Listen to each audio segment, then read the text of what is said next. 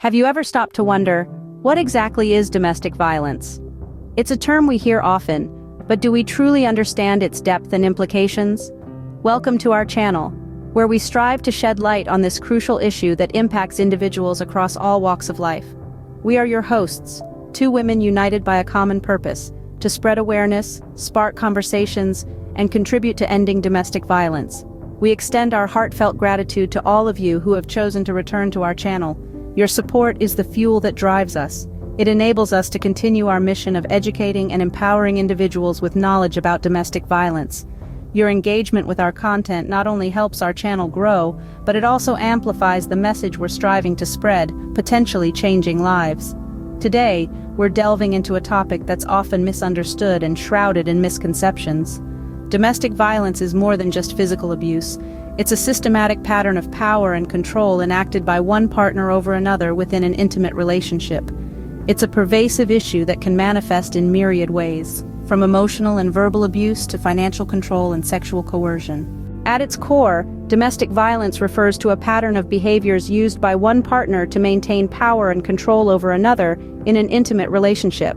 This power play is not always physical. It can manifest in various forms that may be subtle and hard to recognize at first. Let's take a few moments to delve into the different types of domestic abuse. First, we have physical abuse, which is perhaps the most recognizable form.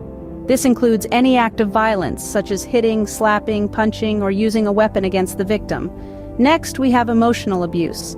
This form of abuse can be just as damaging as physical violence, but it's often harder to identify. Emotional abuse can involve constant criticism, humiliation, or demeaning remarks aimed at eroding the victim's self-esteem and self-worth. Then, we have verbal abuse, which often goes hand in hand with emotional abuse. It includes yelling, name-calling, or threats of violence.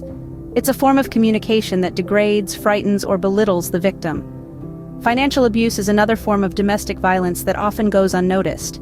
It occurs when the abuser controls the victim's finances, limiting their access to money, and thereby their independence. This type of control makes it difficult for the victim to leave the abusive situation. Lastly, we have sexual abuse. This involves any unwanted sexual activity forced upon the victim. It's important to remember that even within a relationship, consent is paramount. No one should feel coerced or forced into a sexual act. Each of these forms of abuse is a tool used by the abuser to maintain control and power over their partner. And remember, it's not just about couples. Domestic violence can occur between family members, roommates, or anyone sharing a domestic setting. In essence, domestic violence is a complex issue that presents itself in many forms. It's not always as clear-cut as a visible bruise or a loud argument. It can be subtle, insidious, and pervasive, making it all the more dangerous. Domestic violence knows no boundaries. It can affect anyone, regardless of gender, age, race, or socioeconomic status. It's an issue that we, as a society, must face head-on, armed with knowledge, understanding, and compassion. Domestic violence can occur in any relationship, regardless of gender, age, race, sexual orientation, socioeconomic status, or cultural background. This harsh reality is a testament to the widespread nature of domestic violence. It doesn't discriminate, it doesn't choose. It's a pervasive issue that can affect anyone, anywhere. Often, we imagine domestic violence as an issue confined to certain demographics or types of relationships, but the truth is far from it. It's not just an issue that affects those in the lower socioeconomic strata, or only those in heterosexual relationships. It's not solely tied to certain age groups or ethnic backgrounds. Domestic violence is truly universal, cutting across all societal divisions. It's a common misconception that domestic violence primarily affects women. While it's true that women constitute a considerable percentage of victims, it's equally important to acknowledge that men can also be victims of domestic violence. It's not a gendered issue but a human issue, one that transcends gender boundaries. Moreover, domestic violence isn't limited to physical abuse. It's a multifaceted issue that encompasses various forms of abuse, including emotional, verbal, financial, and sexual. Each form is equally damaging and equally significant. In same-sex relationships too, domestic violence is a significant issue. It's a myth that it's less prevalent or less severe in such relationships. In fact, studies suggest that the rates of domestic violence are comparable to those in heterosexual relationships. Furthermore, domestic violence is not confined to adults. It can also occur in relationships among teenagers and young adults. It's a significant issue in the realm of teen dating, a fact that's often overlooked. The elderly are not immune either. Elder abuse, a form of domestic violence, is a growing concern globally. It's a silent issue, often hidden and underreported. The statistics surrounding domestic violence are staggering. They reveal a grim picture of its widespread prevalence and its indiscriminate nature. But by acknowledging this, we can begin to address the issue effectively and work towards a world free of domestic violence. Nearly 20 people per minute are physically abused by an intimate partner in the United States alone. This statistic is as alarming as it is heartbreaking. But the reality of domestic violence does not stop at the borders of the United States. This is a global issue, a human issue, that demands our urgent attention and action. Consider this. On a global scale, 1 in 3 women and 1 in 4 men have experienced some form of physical violence by an intimate partner within their lifetime. That's a staggering number of people. It's more than a statistic. It's a crisis that's unfolding every minute of every day, affecting countless lives around the world. But it's crucial to remember that behind these statistics are real people with real stories. Each number represents a person who has been subjected to abuse, a person whose life has been profoundly impacted by the harmful actions of someone they trusted. It's easy to get lost in the numbers, to let the sheer magnitude of the problem make it feel abstract and distant. But for those who are living this reality, it's anything but. Each individual represented by these statistics is someone's daughter or son, someone's sister or brother, someone's mother or father, someone's friend or neighbor. They are people who love and are loved, people who deserve to live free from fear and harm. But there's another side to these statistics, one that's infused with hope. For every person suffering in silence, there are countless others who have found the strength to seek help, to break free from the cycle of abuse, and to reclaim their lives. There are numerous resources available for those who find themselves in abusive situations. Organizations like the National Domestic Violence Hotline, the National Coalition Against Domestic Violence, and countless others offer assistance in various forms, from emergency shelter and legal advocacy to counseling and support groups. These resources are not just lifelines, they are beacons of hope for those feeling lost and alone. Moreover, advances in technology have made these resources more accessible than ever. Support can be as close as a phone call or a click of a mouse. There are apps designed to discreetly connect survivors with help, websites filled with valuable information, and online communities where survivors can share their stories and find solace in the knowledge that they are not alone. So yes, the statistics on domestic violence are sobering, and the reality of the problem is deeply troubling. But there is hope, and there are resources available for those who find themselves in abusive situations. The first step toward change is awareness. By understanding the scope of the problem, we can begin to address it. By recognizing the signs of abuse, we can intervene. By sharing this information, we can potentially save lives. So let's continue this conversation. Let's keep learning, keep sharing, and keep fighting for a world free from domestic violence. Because every person deserves to live a life free from fear, a life filled with respect and dignity. And that's something worth fighting for. Remember, no one should have to face this alone. There is help, there is hope, and there are resources available for those who find themselves in abusive situations.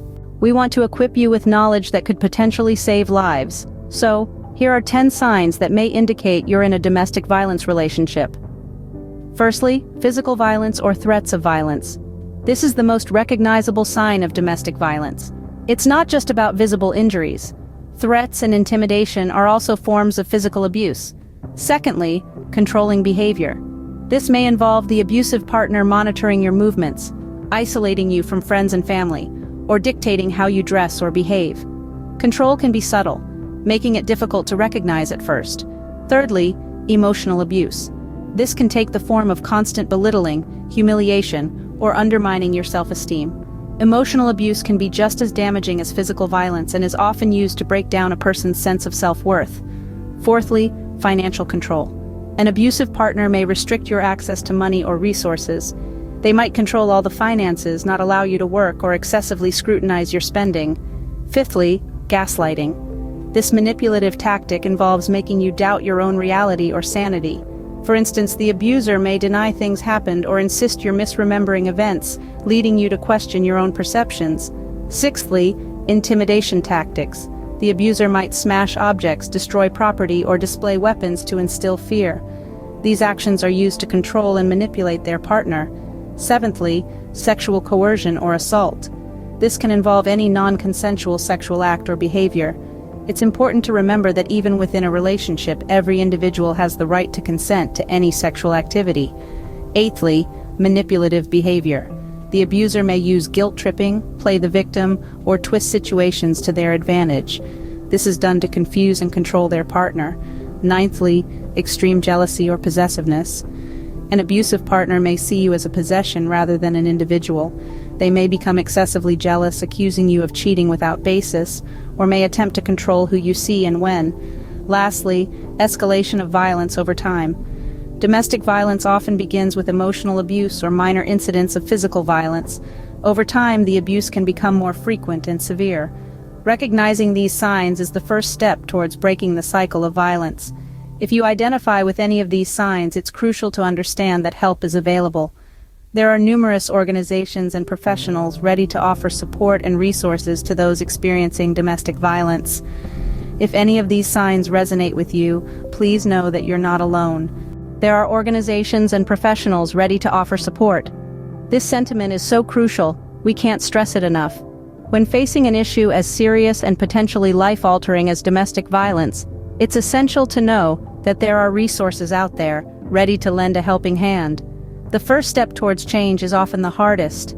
It takes immense courage to acknowledge the issue, and even more to seek help.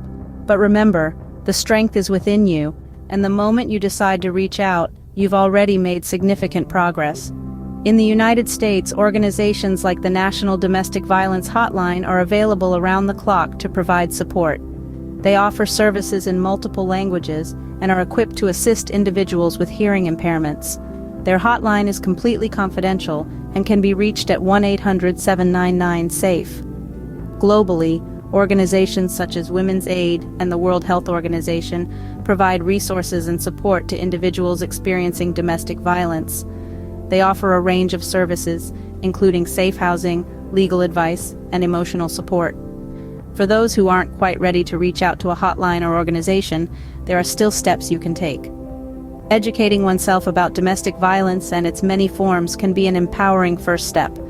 This can be done through reading books, researching online, or watching videos like this one. It's also important to remember that it's okay to confide in someone you trust about what you're going through. This could be a friend, family member, or even a coworker. Sharing your experience can alleviate feelings of isolation and can often provide a fresh perspective. Remember, it's okay to ask for help. It's okay to want better for yourself. It's okay to take steps towards a safer, more peaceful life. It's okay to put your well-being first. As we wrap up this discussion, let's not forget the importance of community and collective action in combating domestic violence. It's not just about individual action, but about creating an environment where domestic violence is not tolerated and survivors are supported. We have the power to change the narrative around domestic violence, to create a world where every individual feels safe and loved in their relationships. We can do this by spreading awareness, challenging stereotypes, and showing up for survivors in our lives. In closing, we want to reiterate a message of hope and resilience. No matter how dark the situation may seem, there is always a way out. There is always hope for a brighter tomorrow. Remember, you are not alone and help is available. Until next time, stay strong and stay safe.